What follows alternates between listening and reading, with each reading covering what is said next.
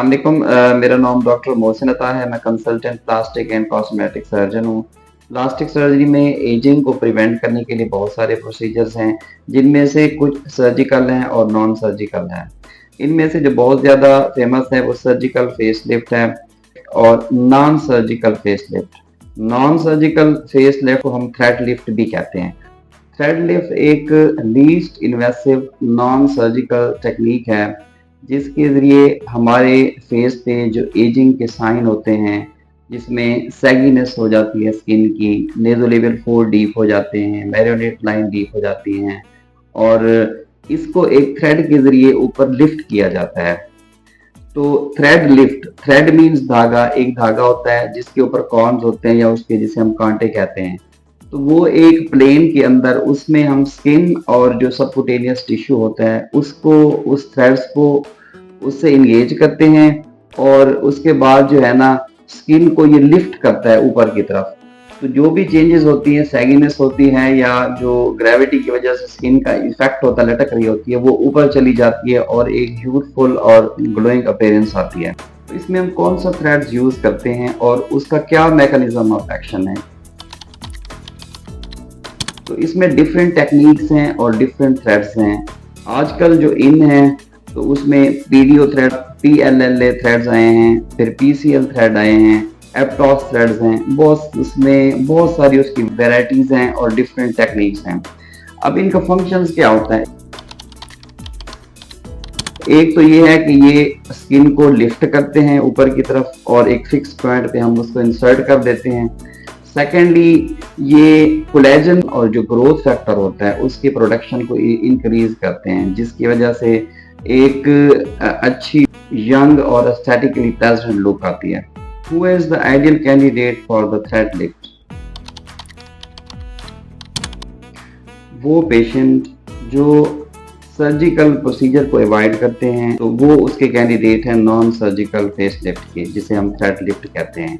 लेकिन उनमें कुछ चीज़ों को क्लिनिकली हम उसको देखते हैं, उसके बाद हम डिसाइड करते हैं कि क्या इसको ये प्रोसीजर बेनिफिट देगा या नहीं। तो उसमें क्या पैरामीटर्स हैं।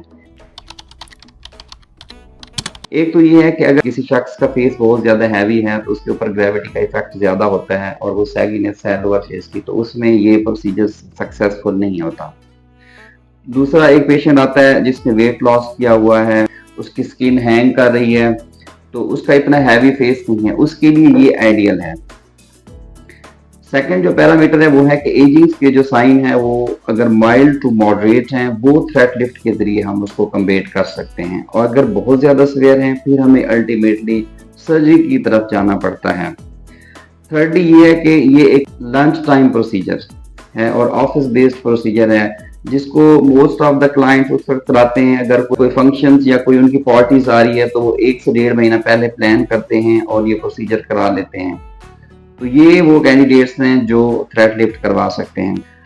After this some core knowledge about the procedures. ये एक लोकल एनेस्थीसिया के अंदर होता है, जिसमें हम यहाँ पे भी एक इंजेक्शन लगाते हैं और यहाँ पे भी इंजेक्शन लगाते हैं डिफरेंट पॉइंट्स के ऊपर। तो जब ये नम हो जाता है उसके बाद हम ऊपर से थ्रेड को इंसर्ट करते हैं। एक स्पेसिफिक प्लेन होती है, उसको सबक्यूटेनियस प्लेन कहते हैं। उसके अंदर नर्व वेसल्स या कोई भी ऐसी स्ट्रक्चर नहीं होती जो डैमेज हो सके। बिल्कुल पेनलेस प्रोसीजर है।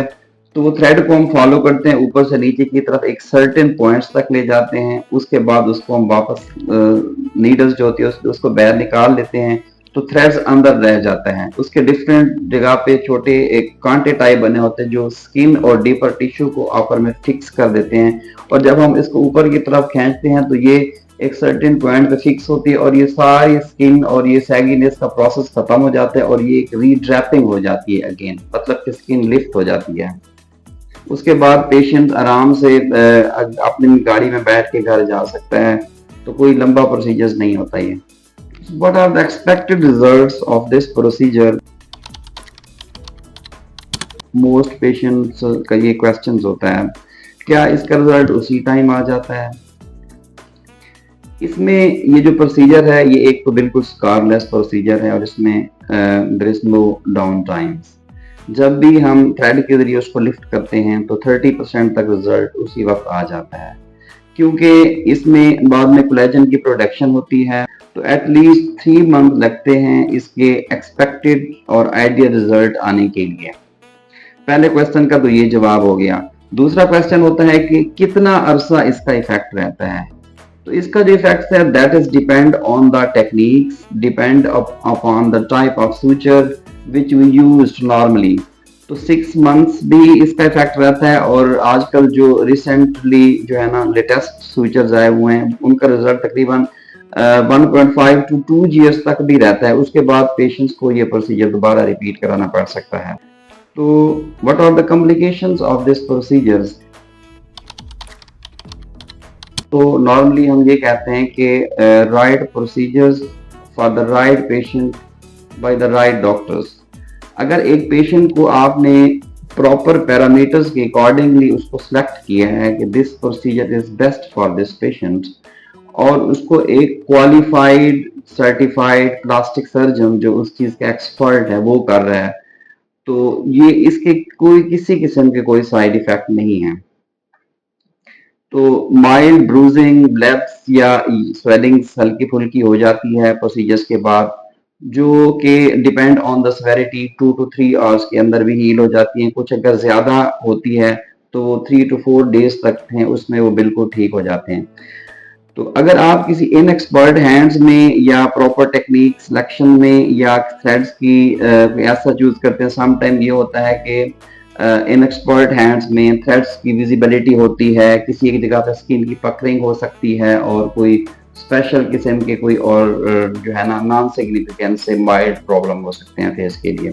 Thank you very much.